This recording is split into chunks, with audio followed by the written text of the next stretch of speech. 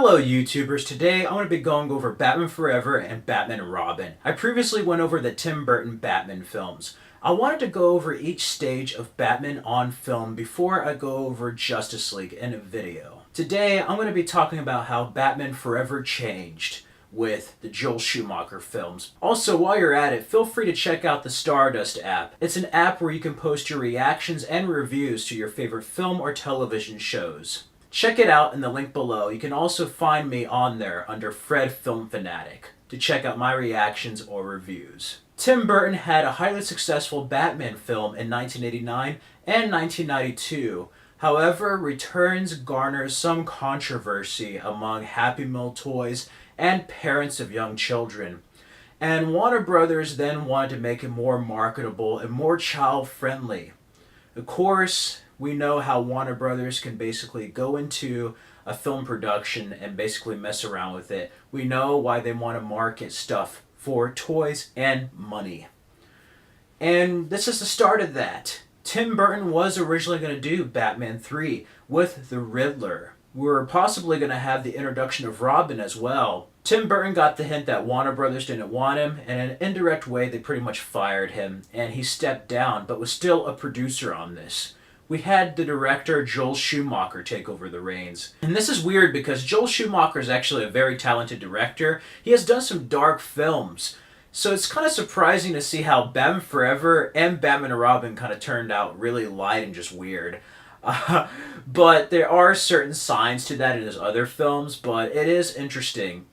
Michael Keaton didn't like the child-friendly route they were going in, making it brighter, so he backed out. A new Batman had to be found, and of course Val Kilmer took the reins, with George Clooney taking the reins in Batman and Robin. We had Chris O'Donnell as Robin, Nicole Kidman at her finest as Dr. Chase Meridian, Jim Carrey as a wonderful Riddler. Jim Carrey made Batman Forever the way that Jack Nicholson made Batman 1989. And then we had Tommy Lee Jones replacing Billy D. Williams as Two-Face. Kinda sucks. I really wanted to see Lando Calrissian as Two-Face, Harvey Two-Face, but we didn't get to see that. It is what it is. It could have been better. It's a bit more campy, cheesy. It's a little bit more in the direction of the Adam West Show. And it's strange because the movies took the route of the comics where it started out dark and then kind of like a medium dark. Batman Forever is more like the 40s, early 50s comics, and then Batman and Robin's totally like a campy Adam West 60s show. But yeah, Batman Forever did have its moments. It was the first time I got to see Wayne Enterprises and Bruce Wayne be a CEO. It was the first time I got to see Arkham Asylum. You had a new Batmobile, which I actually liked that Batmobile. Jim Carrey was cool as Edward Nygma. Harvey Two-Face just had like a small fraction of the Harvey we saw from the comics and cartoon, but he was pretty much the calculating Joker. Of course, we have another blonde with Chase Meridian. I like her relationship with Bruce Wayne, and Bruce Wayne ultimately remembering why he was Batman. It's kind of hard to forget that, but you have this whole Red Book subplot that's very reminiscent of Batman Year One. And Joel Schumacher originally wanted to get back to a darker Batman and adapt Year One. But of course, he had to make more of a friendly film and kind of more toy etiquette film in the fourth installment. But Batman Forever was actually a huge hit. I saw it when I was 4 years old. It was Father's Day weekend. I love the film. I dressed up as Batman for Halloween. My mom got it for me on VHS on Halloween of 1995, so that was pretty cool. And yeah, it was an enjoyable film for what it was. I enjoyed it more than Returns, but this is a totally different Gotham. Everything feels like, in a way, a soft reboot now. The Batman films could be considered reboots by today's standards, but you still had Michael Gough as Alfred Pennyworth, Pat Hingle as Commissioner Gordon, so certain elements did carry over from the Burton films onto this one. And it was very interesting seeing Bruce deal with a sidekick. There's moments where Val Kilmer sounds just like Michael Keaton, especially with Robin fighting him. And he's like, if Bruce Wayne could have saved your family, he would have. I love that. Batman Smiles. The soundtrack is wonderful with Hold Me 3 Million, Kiss Me, Kill Me by U2, Kiss from a Rose, Flaming Lips, Bad Day, yeah, it's awesome. Smash It Up by The Offspring. And it has its cheesy moments. Batman and Robin doubled down. George Clooney was nowhere near as good as Val Kilmer.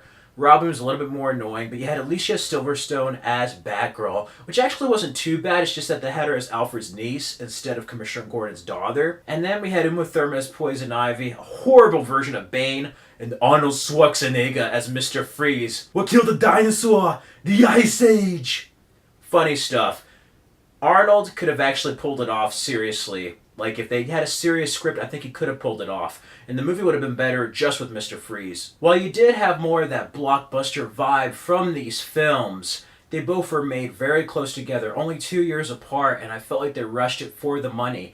They forgot about the story. They forgot about the elements that made the first two movies special. But there's some things that this film still gets right. I feel like each film is a different representation of the comics from different periods. I love Batman Forever more than Robin. Batman and Robin killed Batman for 8 years. There was 8 long years where there was nothing. Maybe just Justice League and Batman Beyond, with some of the remnants of the animated series. Other than that, there was no Batman, no t-shirts, no toys, nothing. So that's why after the Dark Knight trilogy, I have been buying a whole bunch of Batman merchandise, whether it be t-shirts, DVDs, toys, whatever. Because I don't know if we'll ever have a day where Batman is gone. There are so many other superheroes. Batman was dead for a long time. And it's sad because it's the same mistakes that are made on Justice League with the DCEU. Warner Brothers interfering with films, worrying about audience and marketing, and film is a business. But if you have a good story, Dark Knight Trilogy showed you that if you had a good story, everything else will fall into place. And it did. But I have to say, without these films, we may have never had the Dark Knight Trilogy. And I know a Tim Burton Batman would have been awesome.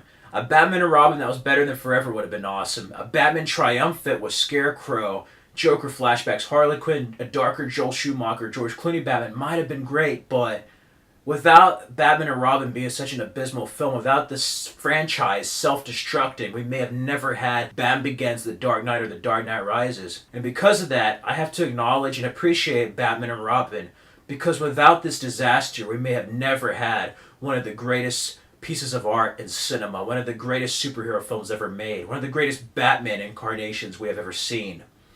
And it's very interesting looking at these two films. They very much are a product of their time with the 90s.